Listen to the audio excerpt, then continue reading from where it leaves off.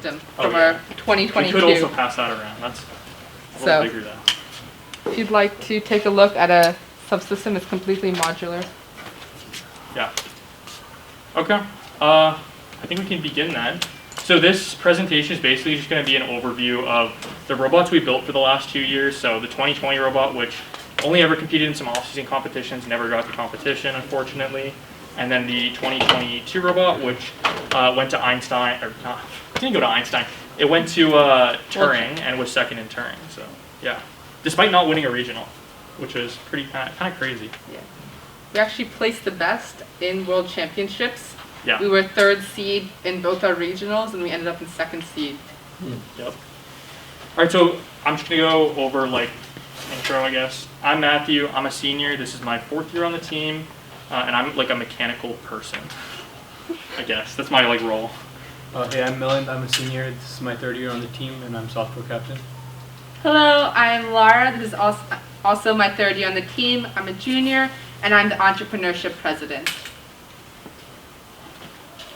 Okay, so actually before we get into this, I just want to say this presentation is going to be, we're going to try and like keep it somewhat like half and half questions and presenting, because I think it's like important for you guys to ask questions about these. So I'm going to try and keep it like fairly brief and not go into like too much detail, but like sometimes I go into more detail than I need to. All right, so starting off with the drivetrain on this is the 2020 robot nicknamed Napoleon. So starting off with the drivetrain, we've done a West Coast drivetrain basically like every year for the past like however many years now. I mean, basically since like 2002 when we started. This year we decided to do an 8-wheel drive with an 1/8-inch drop center. The reason we did 8 wheels instead of 6 is for stability, because we had a really like high center of mass. So that like wheel, those of you who have felt it, it's pretty heavy, and so when we're driving, right, we tend to tilt a lot. So having the 8 wheels helps with the stability. The 1/8-inch drop center is just for like turning. So what a drop center is, it's just essentially you drop the 2 wheels in the center down by 1/8 of an inch, and it helps with turning and eliminating wheel scrub. And we decided to use 6-inch pneumatic wheels because we had some concerns over the terrain. So in the middle of that field, there was like bars under the truss. And so we felt that like with more rigid wheels like Coulson's, which is what we have on the 2022 robot, that those wouldn't be able to go over the terrain as well. And so we decided to use pneumatic wheels. And then just for our gearbox, we have a single-speed gearbox, 2 Falcons, so on each side, so 4 total. It's just 1 reduction, so it's like very basic. That does change though for the 2022 robot. And then we have a number 25 chain connecting all of the wheels together, and that has like a cam tensioner on it, like the little cam shell tensioner. They're pretty common now in West Coast style drivetrains, but if you come up later, I'll show you it on. It's on both of our robots, and the bearing blocks we use are also to tension to slide around. Those are like kind of based on the Versa ones, but they're custom. Again, you can see all these parts. These are the bearing blocks right here. You can see all these parts like when you come up later. I know the pictures aren't great. The CAD is a little messy.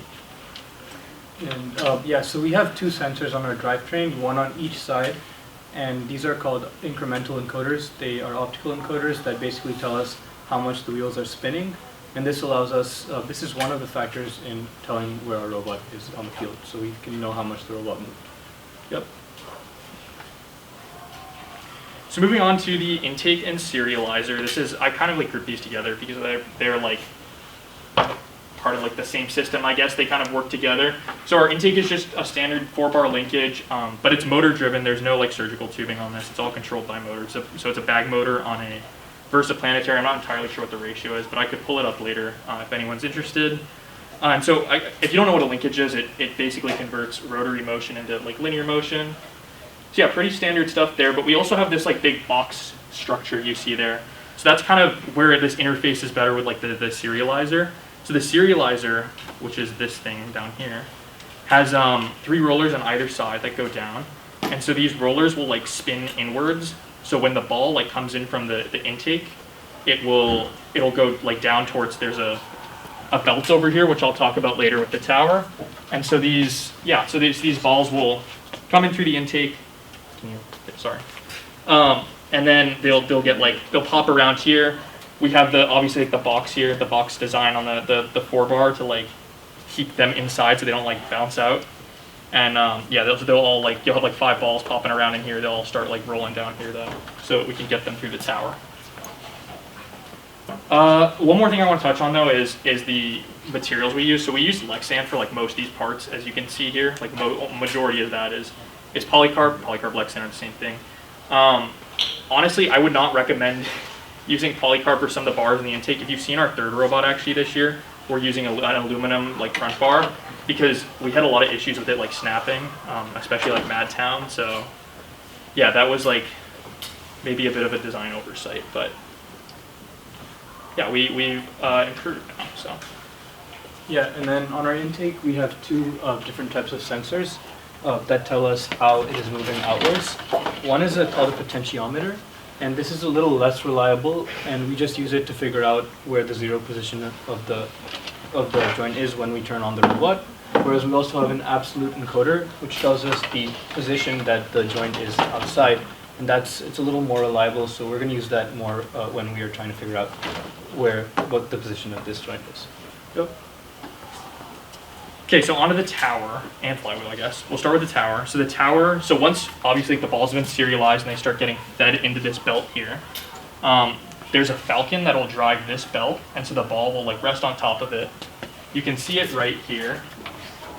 And so that ball will then be fed through this like ramp right here, and then up the accelerator tower. And so the accelerator tower is it's got two falcons on either side controlling each side. It's 8 compliance wheels just on like a series of pulleys, like alternating sides. You might be able to see that in the front there. And that's just to get the ball up to speed before it goes into the flywheel, because we found that would like make our shots more accurate during our prototyping. And then for the flywheel, so the flywheel is very interesting. So I know some of you might be asking like, why do we have this like big, super heavy aluminum flywheel, right? Why don't we just use Coulson's? That's what most people use. They use off-the-shelf wheels and they just stack them up. So the reason we did this is because with like a heavier flywheel, like a heavier custom flywheel, we can get more energy into the ball, right? Because the rotational energy of an object is equal to, well, it's half times the moment of inertia times angular velocity squared. So if you raise the moment of inertia, then you raise the energy, therefore you put more energy in the ball, therefore the ball goes faster and farther. Yeah. Yeah, and then that's the upside, but one downside to having this massive flywheel is that in software it's really a pain to spin up to speed, and it would take like a few seconds to spin this flywheel up to speed. And how we actually detect the speed of these wheels are we have a left and right encoder on each side of our accelerator tower, and then we have one encoder for the flywheel, and these we just use to figure out how fast the wheels are moving. We don't actually track the position of the wheels. Yeah, I forgot to mention, we do have like 2 falcons on this because it does take like very, very long to spin up because, again, high moment of inertia, so Newton's second law. All right, onto the turret and the hood. So I'm going to start with the hood. The hood is on the back. Can we twist this actually? You can move this to the center. I just want to like make it face the audience. So the hood uses a lead screw. If you're not sure what a lead screw is, if you've seen our CNC router, if you're at like the machine shop talk, it's basically just a big screw that like you can, when you spin it, you have like a nut on it, and the nut will like move up and down, right? So that's like the basic premise. So up here, this is the nut, and this is like on a pivot, and then you have the screw here. So as you spin the screw, the nut will pivot, and the hood will move up and down.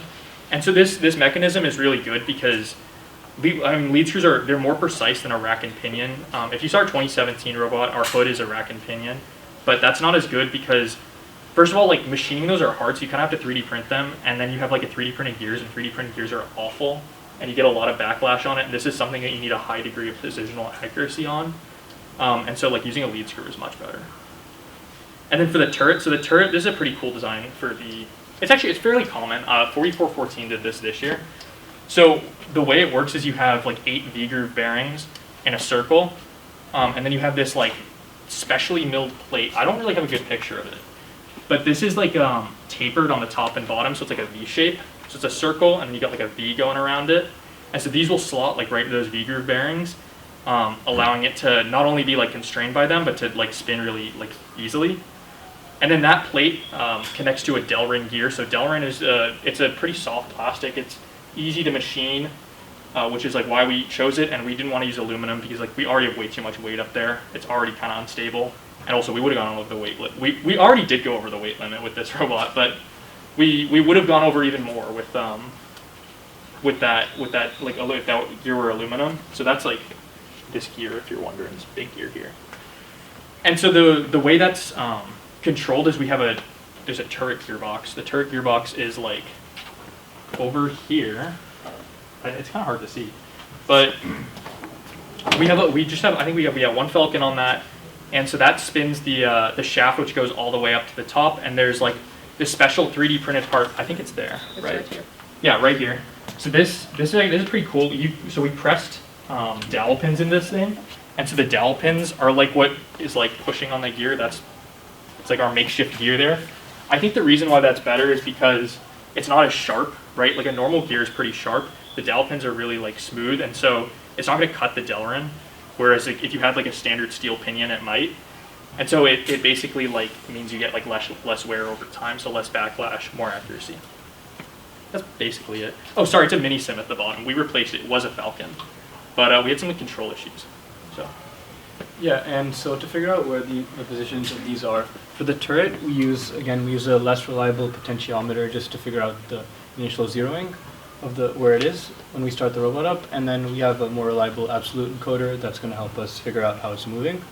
But for the hood, it's a little more complicated because if this lead screw moves, the hood angle changes by a non-linear mapping. It's like a trigonometric mapping. So we have to use two absolute encoders, which are both more reliable, and then we actually do the calculations, like it's a pretty simple trig between the position of this lead screw and then like the hood angle. Yep. All right, so onto the climber. This is the last part of this robot we're going to talk about. This might also be like the most complicated part. So our climber is 3 stages, right? Yeah, 3 stages. It's a 3-stage telescope. It's 3-stage telescoping arms.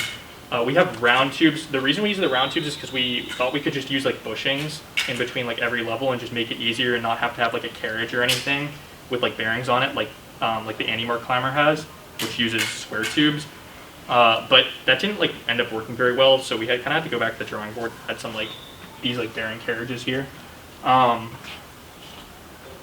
Yeah, with this, we originally had a ratchet, but after COVID, we like came back and we changed it to a friction brake so that we could make this thing like back drivable. So the way a friction brake works is that the friction brake is like this assembly right here. And so the way this thing works is you have a one-way bearing inside of here. All that means is you have a bearing that can spin only in one direction, so you can't spin it the other way. And then you have this is like an abrasive material, so it generates like a lot of friction when you push on it, right? And you try and like spin this thing. And then you have a spring here which controls like the normal force on the, I guess between the friction pad and the plate. So basically, like when you spin the bearing in the way it's meant to be spun, so you have like a motor. You have a motor here, and then you have like the shaft that goes up to the drum here.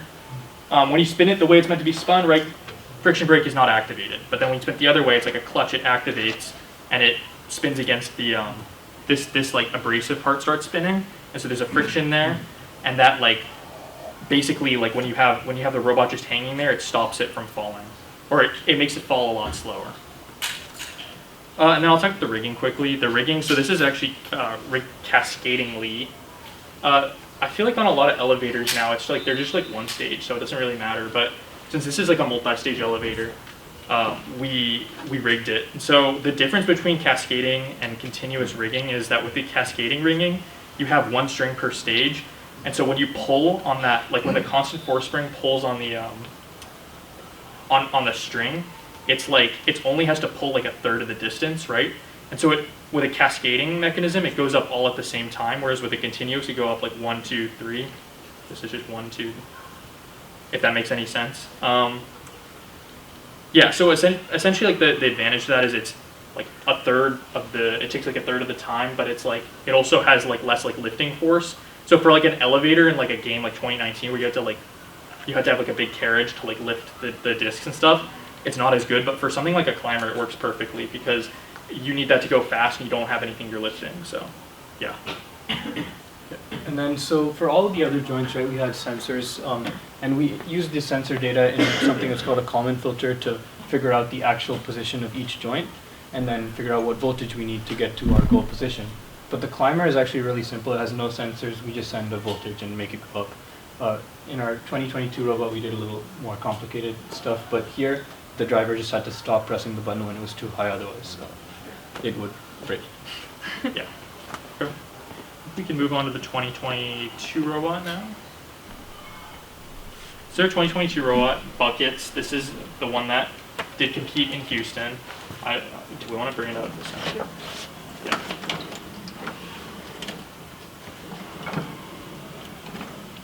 What's going on there? Oh. Okay. So there have been some changes to the drivetrain, right? Because this is a different game. Still a West Coast drive. We still do have an 1/8" drop center. Oh, jeez. But this thing is actually 6 wheels instead of 8, because we didn't have like the same the center of mass is very low, because like this thing does not weigh a lot. It's very different from the like really heavy aluminum flywheel.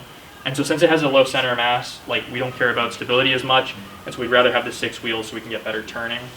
And yeah, so we just use like standard 5" Coulsons, which is pretty standard wheel size, good mix of speed and pushing power. And then the single speed gearbox did change this time. This is the 2 reduction version. As you can see, it's a little more complicated here. And we did that because it like profiles better into this robot. Like you don't have to have like one really big like 80 tooth gear in the middle that like takes up a lot of space. Also, we had some concerns over using some of the like really small like 8-tooth pinions. They have some really like weird geometry going on. So yeah, we decided to split it into 2 stages this time, but it's still basically the same overall ratio. And then it tensions the same way, except we just have a different bearing block this time. We had the West Coast Products one. It's kind of hard to see, but this is the same one 254s used for the past, they don't use it anymore because they do swerve, but when they did do West Coast Drive, this is what they used. And it worked actually really well, so I think we're going to continue to use it for a few years to come. Yeah, and the reason we don't do swerve is because it's our software. We would need to integrate the swerve with our current software, and that's going to be a multi-season project, which we've been devoting more software resources to projects like Vision, so we need to make it a priority if we want to make it happen, and hopefully we'll do it in a few years. But yeah, so our drivetrain, we have, again, 1 sensor on each side, which is just going to tell us how the wheels are moving, so we know, where we are. Yep.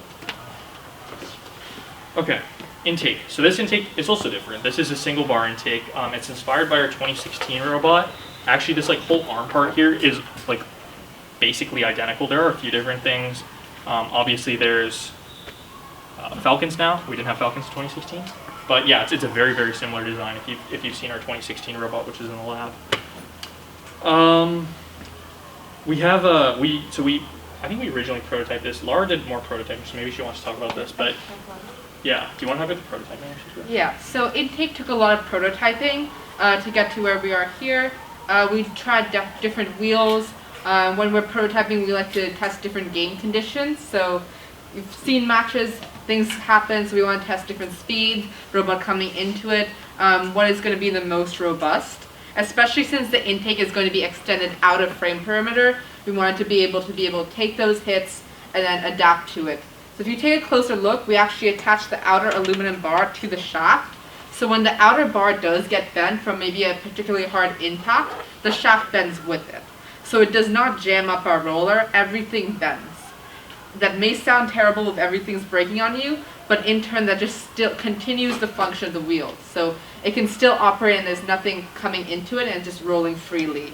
And then in prototyping, you see here with us testing different wheels and over the bumper, through the bumper, and then split bumpers. So we went with a split bumper, but we actually kept the frame. So the split bumper, but with our frame still there, and we added some abrasive material on that as well, just to pick up the ball better. That way we have complete control all the way starting from the intakes and into what we call the transfer roller assembly. That's like this piece over here. So you pick it up, it comes up through here, and then this guides it into the flipper arms. Yep. We'll talk about those in a sec. No, you want to? Yeah, so for just knowing what the position of both of these are, on each side we have a potentiometer, which is again the less reliable sensor, and then also an absolute encoder to tell us the position. And in addition to that, on each side we have a beam brake sensor right here, which basically uses light to figure out if there's something blocking its path. So when a ball comes here, we know that there's a ball, then we can spin the turret around and pick up the ball to the catapult. Yep. All right, so onto the catapult and flippy arms. I guess I'm going to talk about, it's going to be a little out of order in terms of the path of the ball. So I'm going to talk about the catapult first, though. So the catapult, that's a custom carbon fiber mold. I don't know why I put this here. Pick it up. So this is like a 2-piece mold. One of our mentors printed it at their work. The way basically carbon fiber molding is, I'm sure they talked about in the manufacturing presentation.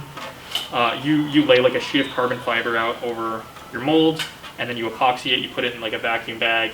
You take it out. You do some other stuff. I didn't do the carbon fiber molding, so if you want to talk to someone and learn more about that, Marissa's a good person to talk to because she was the one who was in charge of that. But yeah, I think it turned out like really well. It's pretty cool. So as for the gearbox, it's like a pretty simple gearbox. I think there's like there's one reduction, 2 Falcons. I believe this is because we need to like be able to accelerate and decelerate this thing really, really fast. Because it doesn't travel very far, but it has to like, if you've seen our robot in action, like this thing goes from like 0 to like 100, or well, not 100, but 0 to very, very fast and then very, very slow very quickly. So If yeah, you blink, you will really miss the catapult. You need to have very, very like accurate and powerful control over this thing. Sensors? Yeah, so the catapult actually has, again, it has a potentiometer and absolute encoder, but as they said, this shoots really fast. So it's going to shoot in 150 milliseconds, which is like the 1/6 of a second. And it'll go to like 27 meters per second around, which is like, That's fast. it does. That's very fast. I don't know what that is in miles per That's hour. the long. About So 60. 60? About 60-ish, yeah. That is pretty fast. yeah. So it's not going the whole time, but that's our launch velocity. So we can tell this thing, I want you to shoot at this speed and at like a certain release angle, depending on how far the target is. We'll do that. And we use a special type of algorithm to control the catapult. It's called model predictive control, where basically every 5 milliseconds, and this is 150 milliseconds total period, we're going to check, okay, what position is the catapult at, what position do we want it to be at to fire, and what speed do we want it to be to fire. And we basically solve for what's the optimal voltage every 5 milliseconds to apply so that it'll get to its goal. And we do some things like, we don't want it to accelerate right close to release because we don't want it to overshoot the goal. And yeah, so this is how we achieve our really 150 milliseconds is really, really short, and we had a lot of struggling initially trying to get this to be reliable, but eventually by SVR we got it pretty well. So moving on to the flippy arms, I guess we're kind of going back in terms of the ball's path. These things right here are the flippy arms. Can we turn this actually? Oh, what is this? What is going on here? Okay, here we go. So these right here are the flippy arms. These are really cool. Like these are what probably mechanically they're the most complicated thing on this robot. So what it is you have this like half pulley like right here. And so inside there you have a one-way bearing and a torsion spring.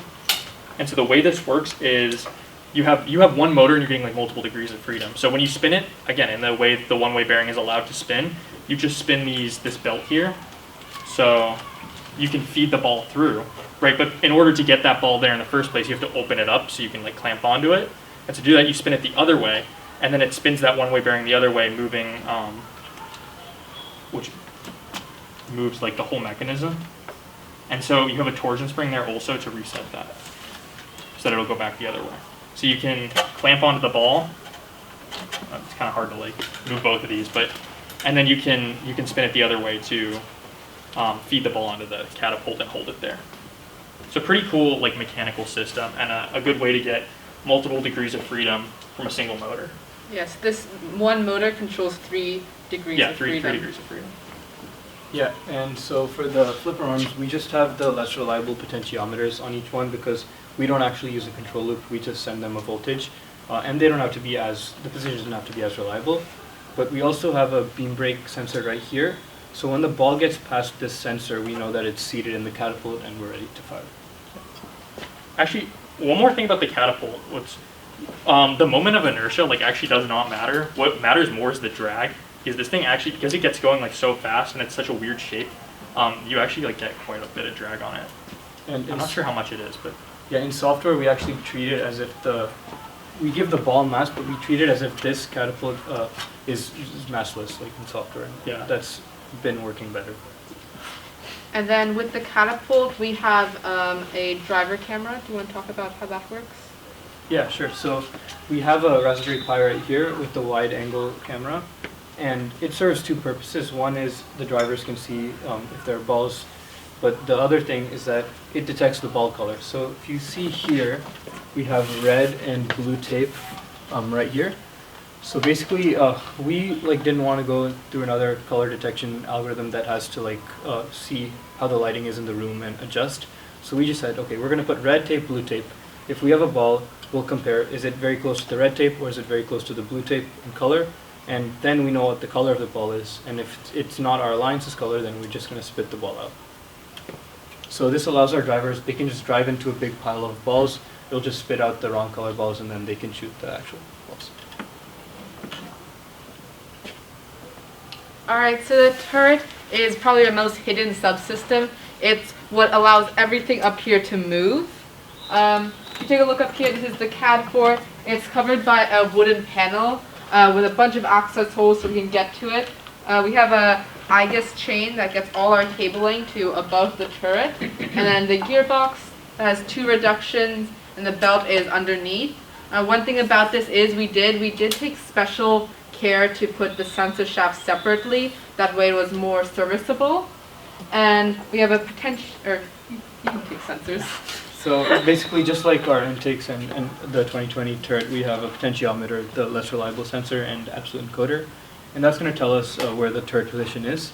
And we have to be really careful with the limits of this subsystem because if we move the turret too far, it's going to actually rip this bias. And that actually happened at Chesney Champs because the sensor got disconnected from our robot. So we literally didn't know the position of this turret, and then the robot just went crazy. It spun the turret and it ripped this out. So that was a fun.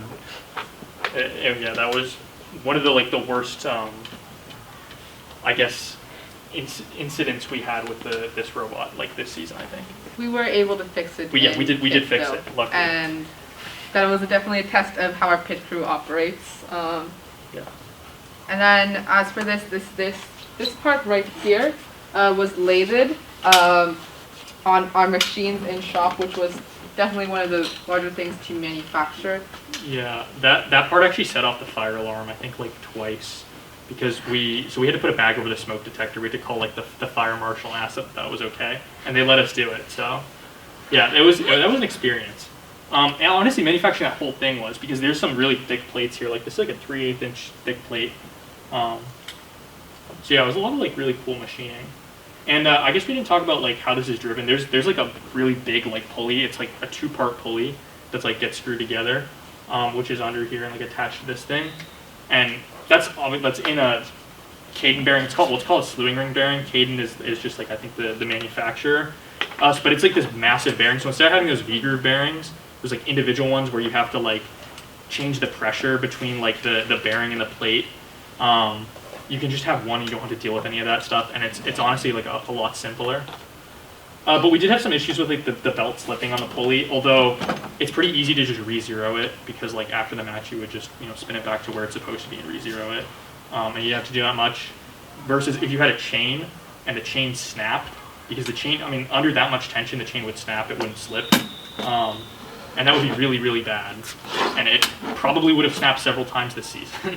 If we had done a chain, and that would have been several very stressful moments in pit crew. Yeah, so when it comes to designing a robot, there's all these trade-offs you need to consider. One of them is the chain versus belt, and you want to think about the serviceability and how reliable it will be throughout the entire Design season. serviceability. Yeah. Yeah, our turret would slip every couple of matches. We would have to re-zero. Yeah, it's also a really big ratio. I know I didn't talk about the ratio on that one. It's probably somewhat comparable, but I don't know exactly what it is. But on this, yeah, it's like of inertia is everything above the turret, like that whole thing, and that's like super heavy, and so you need to be able to spin that. You need to be able to like spin it up quickly. You don't need to go fast necessarily, but you need to be able to move it quickly. So, yeah. And this is the ratio we changed in season as well. Just something we found that we wanted to iterate on was we changed the ratio in order to be spinning our turret faster to become more competitive. It's the final thing. Yes. You can take it because you designed it. So this is the climber. Many of you got to hold this in your hands. This is a very modular subsystem here. And we started off without even the second stage. It was just a pure, simple mid-bar climber. And we went through many iterations. So something we do a lot is we want the simplest thing done first and done well, and then we continue to build off of it. So we have versaplanetary. We want to go with COTS parts. This was a 36:1 ratio. And then from there, we went up to a servo high climb, which has both a constant force spring and a torsion spring. So this is held down with a torsion spring, and we're just locked in on a hard stop. Once we're released on the servo, this extends out, moves forward. And this is all controlled by a singular, we only have one sensor on this subsystem, and it's a potentiometer. But if you want to see the high climb in action, warning, potential loud noise. Oh yeah. So it swings out like that. It's passive aside for. I know this is a bad picture. I meant to add another picture here, but it's a little blurry. But you can see, like, yeah, this is this is it hanging on the high bar here. Yeah. So what it would do is it would raise up all the way to the mid bar, and from there it would release and just kind of monkey bar swing to the next one. One thing that is cool is that we did this between two of our regionals, so we did not have that much weight. We had 1.5 pounds to add an entire stage climber. If any of you have worked on mechanical, weight is kind of difficult to find. So this is 40 thousandths of an inch of tube. And we cut holes in it as well. Yeah, it's like super lightened, and it's already like scarily thin. So this tube is an air tube, it's one of the Vex tubes, but the reason we did this was we needed the weight. And we had to think about what forces were going to be applied. So when we're swinging like this way, and we knew that was most likely the forces, so we have tinier holes. There's still holes, but they're tinier. And then we have our larger holes on the sides, because we decided to take the risk. If we're hit sideways, we will bend the tube, and we'll just have to replace it. This did happen in competition. We got an extreme hit from the side, and we completely twisted. But the metal actually went back to its regular position, and everything was fine. This climber's been through a lot, but it's been pretty robust. We've lifted up the entire structure once, partially. That's why we designed for the robustness and the iteration. So this has gone through 17 design iterations to get to where it is now. Yeah, actually another thing I want to just talk about with the tubes for a sec. For the most part, like, we try and, if we use 1/8 inch wall tubes, we'll lighten them, and if we use 1/16, we don't really want to do that, but since we don't have much like weight on this robot, these are like also, these aren't 40, but they're 16th inch wall tubes, and they're very lightened as well, so. Yeah. And it is a little sketchy, but it works. Yeah, and then the climber, we didn't have the weight to go 3/16 gussets. You might have heard that in design serviceability, we went down to 1/16 with just a bend in it. This subsystem was extremely light. Every pound of weight was taken out of it as possible. I think we halved our weight from our original estimate. Yep. I think, you want to talk about the... Yeah, so we just have a potentiometer on this climber. We do run a common filtered control loop on this, but it's not too, it doesn't have to be that precise, because what we do is we actually send it up a bit higher than the bar, and then we just let it fall down onto the bar. Okay, I think that's like about it for what we have to present. If you have questions, like, feel free to ask them now about literally like anything. And if you want to walk up and point at things on the robot, this is kind of our idea for this part of the talk. It's more free form. We're going to give a high level and explain certain things about these robots. But this talk is for all of you to learn. This is for you to get your questions answered. Yep. So I can move these to the center, and raise your hand, walk up, whatever works for you. It can be on either robot. Yeah. what allowed for your strategy change between SFR and SPR? Because I remember that your overall like shooting strategy at SFR was very much get up against the center hub and log to, and then at SPR was much more out and expansive animal. Yeah, so there were two things. So one was that, as I said, it was hard for us to get the catapult control right because, so we actually discovered that with PWM there's a 15 millisecond delay once we change our voltage. And 15 milliseconds seems like nothing, but if you're shooting in 150 milliseconds, that's a tenth of your shot. So that was a significant, we were able to cut it down to 10 milliseconds, and then we started modeling that in our code. And another thing was, so we didn't know that our vision was not perfect. Our vision didn't have to be that good for SFR because our robot could only shoot from close ranges because of our catapult. But we also made a lot of big vision improvements. We caught a big bug where like I had to enter the radius of the hub, and there are like two different radiuses in the hub because there's another circle on the outside. So it was wrong, and then we fixed that, and then vision became like much better, but the catapult shooting just became much better too. So it always had the mechanical capability to shoot well, we just hadn't controlled it well until. Yeah, mechanically it's like one of the simplest things we've ever designed. I mean, it literally is like a gearbox with like it's a one reduction gearbox with a sprocket and like chain that just flings a catapult. So very simple. Yes. How did you guys come to the decision to do a catapult versus something like a shooter on the robot? I can Repeat the question also. So we came to the decision Repeat to the do question first. a catapult. I'm saying it in the answer. Oh, sorry. Okay. We came to the decision to do a catapult instead of something more standard like a flywheel through prototyping. So both of them were brought up during kickoff, and we decided to prototype both of them and see which worked for us. With a catapult, we had control over the variables we wanted to, and things like the pressure of the ball, the condition of the game pieces didn't matter as much. And it was also something new. We like innovating. That's kind of our thing here at 971. We've done a flywheel before on this robot. We're like, hey, catapult, it's a new design challenge. Let's give it a shot. And to expand on that, like our flywheel prototype was running with the control loop that we had done for that robot. Our catapult one, we were literally just sending it a voltage for like a few milliseconds or some time, and our catapult was still like, we put tape marks on where the balls landed, and the catapult was like much closer, and the flywheel was just like all spread out. So the flywheel was not consistent with different balls. The catapult also doesn't put any spin on the ball, unlike the flywheel. I mean, I guess you can like kind of negate the spin on the ball with the flywheel if you have a second one. We don't have a second one on that one, but yeah, it helps with that because the spin causes it to bounce out a lot. So yeah, just like less variables and stuff to deal with. Can I ask what your like prototyping process looks like? Because it sounds like it's really important to like how you guys come to your final design. So like, how many iterations do you go through, and like how many resources do you devote to each iteration? Like how much time, that kind of thing. Like, what does it look like?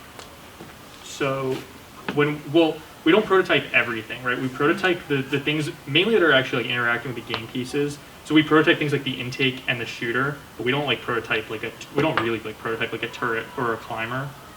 Things that are like more like standard. I guess Lara can touch on the so specifics. when talking about the prototyping process, it's different in application. We don't have a set process for every subsystem. You'll see some of the iterations done in CAD. So on the climber itself, we did 13 design iterations on it, just messing with things, making it simpler, and that was all done through CAD. So if we had done that, we were machining parts, which is a lot of time wasted. So we try and utilize the iteratability of like just using software, and like Onshape is what we use for that. That way we can have multiple people working on different versions. And then we have more physical ones where we're testing variables, where we're like, okay, we have a general design sense of what we want to do. Let's weigh out like which one will work better. So that's testing wheels on intakes, over the bumper, through the bumper, things like that. And that starts off with the day of kickoff. So kickoff, once we have our general idea of what we want on our robot, we break out with like subsystem leads. These aren't official yet. These are people who just take ownership of certain prototyping goals, and then work through to get like statistics and information on what works better, where are the trade-offs in that. Does that answer your question? Yeah, thank you.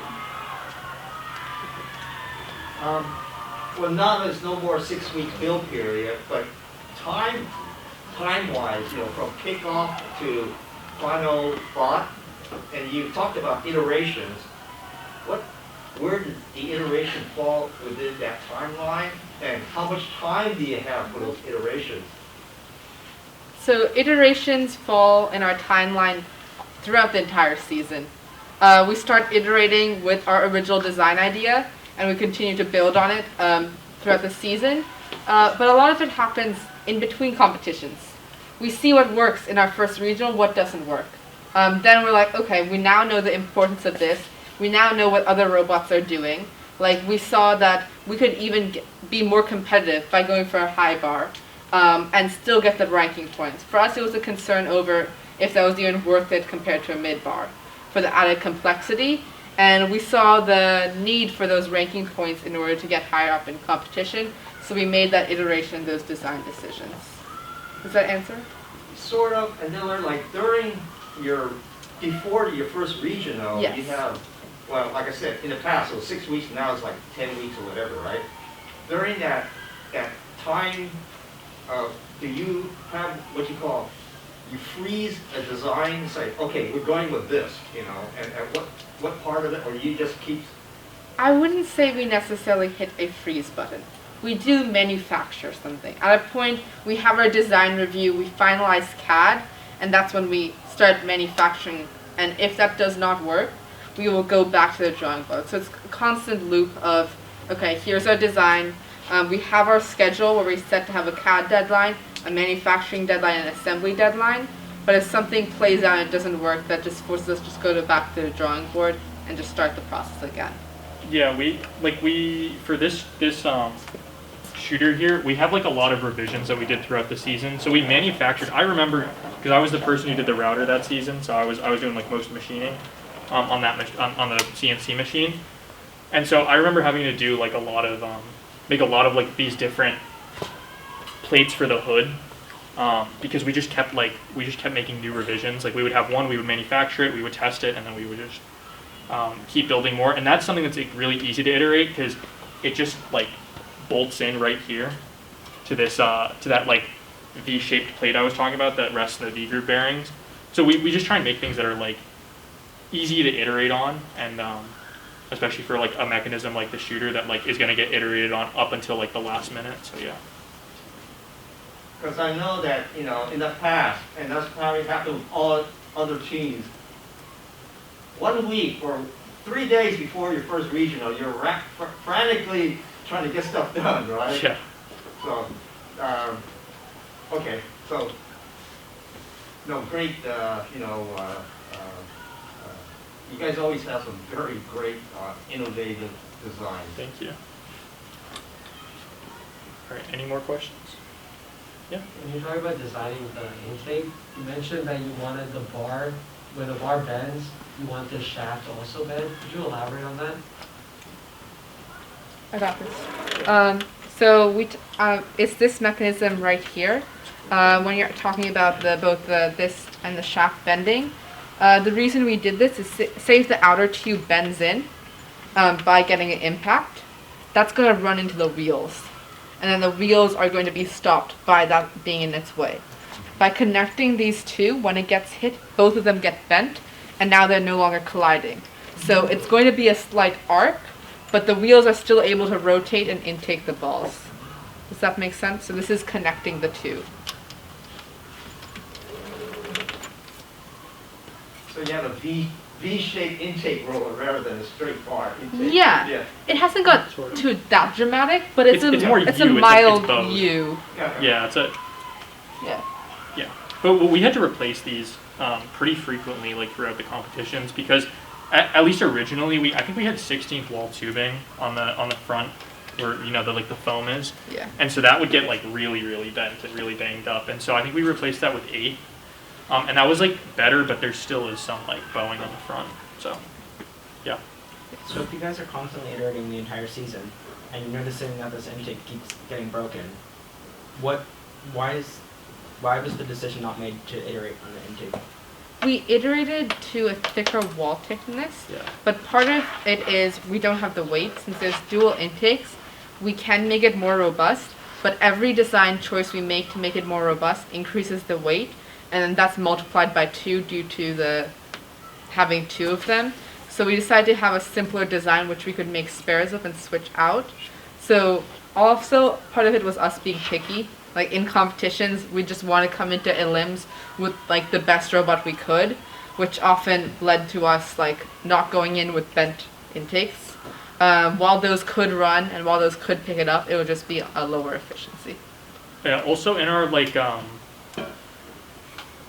just in drive practice stuff, you don't get hit that hard. Like, so, I mean, you're not really gonna see the bowing until you get to the competition. Also, like between SBR and Houston, we only had a week, so we didn't really iterate between those. So we really only had SFR to like change the design, which we did, right? Laura talked about how we changed from a 16th to an 8th. And we also added gussets. Yeah, we actually added these mid-competition. So Milind and I cut them on 1678's bandsaw. Yeah. Yeah, we iterate even at the competition. What we could have done is Onshape doesn't really have a good package for this, but we could have done maybe some like finite element analysis or something to figure out like what loads are going on there and like how much it's going to deflect. But we didn't do that because we thought it'd be okay, and then it turned out we kind of had to add some more like padding. So yeah. We have yoga mats on our robot. Yeah. It's an airbag. Yes. I might have missed it at the beginning, but why did you decide to go with a single arm versus a 4-bar? It was intake? So we have space constraints because this entire center is rotating. Okay. So we only have this much space. Like we're clearing it, or not even clearing it right now. But it's a very tight clear. And that was because we want to have 2 of them, so we needed, otherwise we would have had to be stationary. Yeah. Because 4-bar would have solved your impact issues too. And so we have a 4-bar in our 3rd robot design. Mm-hmm. So as a team, we do our robots in season, and we do a 3rd robot for more of like things we didn't do in season. So on our 3rd robot, we're doing a transversal climber and a 4-bar intake just to get that design practice in and help build up our new members and our students like designing abilities. Yeah. Any more questions? On the color tape, I presume that's to identify front and back, right? Yeah, that really helps drivers. So if you're driving and you want to know which button to press, it's helpful to know which way you're facing. It's a very symmetrical bot, and also the identifying sides, the turret moves. So it's you need the colors to know which way you're going. Oh, actually, one thing I do want to talk about, I don't think we mentioned this, because I was talking about the friction brake earlier. So on this, we used a versaplanetary with a 36-to-1 ratio, because in a versaplanetary, right, you have all the planet gears, and since you have like 3, I think we have like 3 stages or something, you have like a ton of friction, which is like helps you for when you're like, if it's already a high ratio that like is biased more towards torque than speed, it's already like not going to rotate as much, right, when you're like dropping, but also since there's so much friction, and so you don't need a friction brake there. Yeah, so that's when I said we were doing a lot of iterations in CAD. We started off with a friction brake with pulleys and all those cabling, and we brought it down to simple chain and gearbox. So we did the math, and it takes us like 18 seconds to fall down, and we only need to clearance 5. So later in season, when we want to speed up, we dropped to a 36-to-1. We started this season with an insane 81-to-1 ratio on the climber. That thing, I could lift up the robot before I lifted up the climber at times. But now you can pull up the climbers, and it still will hold its ground and will stay in the air when needed. Yeah, that's something that's easy to like optimize gear ratios for. Like if you just do some math on spreadsheets, you can optimize for like certain variables. Yeah. Oh, back drive is the term. Back driven, yeah. This is able to be back driven, yeah. And this you one, learned that, one. or was there any advantage or disadvantage to the ratchet mechanism that Vex sells? I think it was more of simplicity and what we were familiar with. Mm-hmm. So I can speak, I was completely new to building a robot. This was the first time I built a robot for a subsystem, and I was leading it.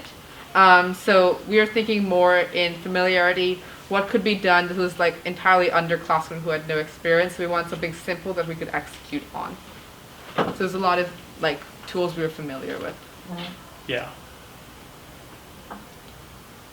Oh yeah, also I think you can put the motors in brake mode after you can Yeah. keep them in brake mode Yeah. after the match, which does also help with the what- dropping. yeah. Yeah, that's what we designed that around. So it's a useful thing to know. Any more questions? Any more minutes? 5 more?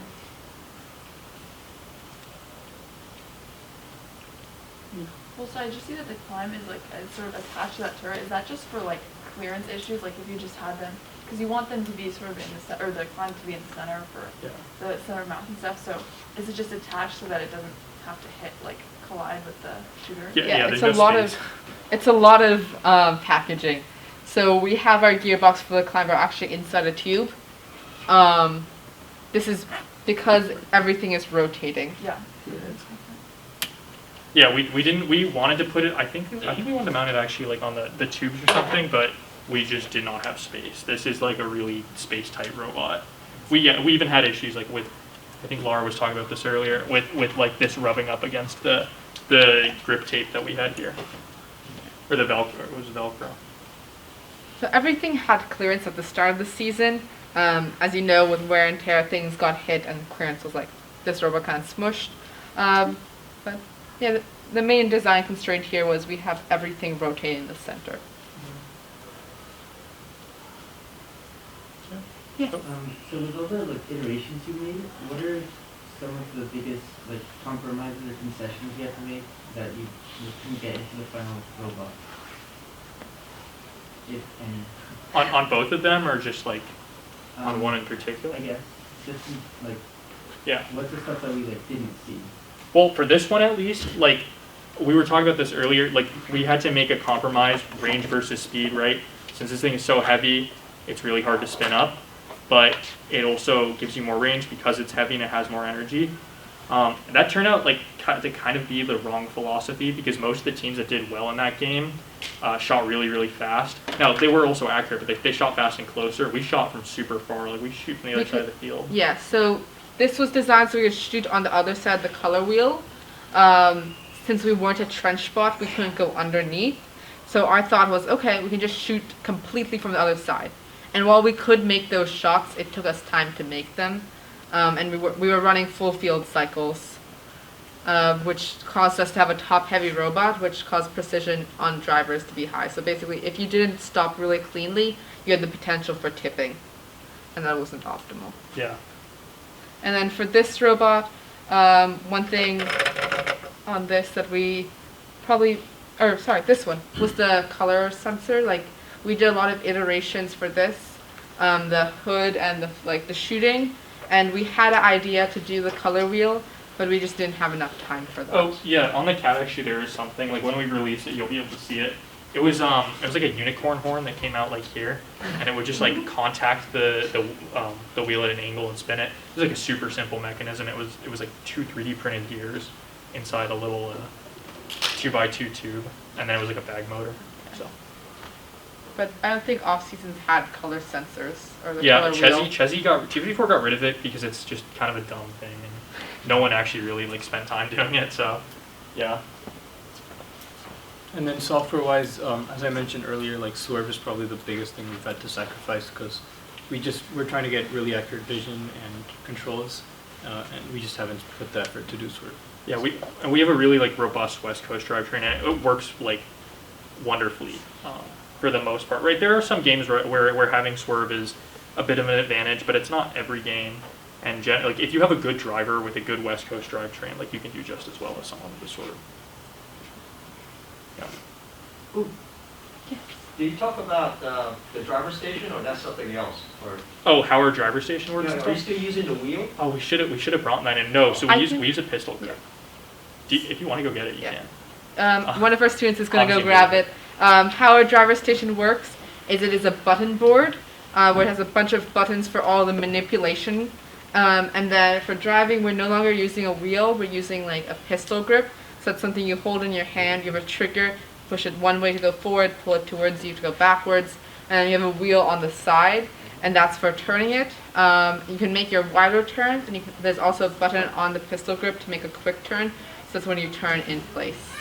It's all custom. So Oh, we, yeah, you got away from the wheel, now you're using the, essentially. it's the RC car. It's the RC car controller. Okay. Yeah. So it's a custom pistol grip. It's all custom. Yeah, it's pretty cool. We got to build some more of them now, because Why? we have a couple of them. Why? Like, what, my question is why? What was the reasoning behind it? Instead of like the wheel. Or remote control or anything else? We have a really long cabling on our pistol grip, which allows our drivers to like walk around and get better angles. As someone who drove off season last year, that was really helpful with low visibility because you had that flexibility to move, and then that leaves you with like full control. Here we go. Give me 1 sec. Here's the drive station. You have your computer here, which we have a web page up on, as well as our pistol grip. This thing. Yeah. You can see all the this is an older one actually. This is not the current one, but So we have one that's motorized, and then one that is. yeah, this is for force feedback. That has force Yeah. feedback. The other one does not. We kind of got rid of that. So, but yeah, we got to build a few more of these. These are really cool though, because you can like design it like the way you want to give like the feedback you want in the well, the other one has like some surgical tubing and stuff in it and some springs, but yeah, pretty cool like mechanical and electrical stuff going on here. For me, this was more intuitive You can to put use versus a controller. That also is somewhat coming from someone who doesn't have any video game experience. So this was something that was faster for me to pick up. Just forwards, backwards, it just like translated into the robot direction. Yes. And designing the driver station, do you do that like in tandem to the rest of the bot so that you can sort of like have everything coordinated, or is it just like an isolated thing and then you hook it up? So we don't make an entirely new one every year. Mhm. This was used previous season as well. We do change the buttons and what functions they control. Yeah, so we just put tape. We just take off all the tape, put new tape for different functions, and reuse like the buttons and most of the hardware. And then we reuse the pistol grips year to year because it works really well with the West Coast style drive. And we're not planning on changing anytime soon. So.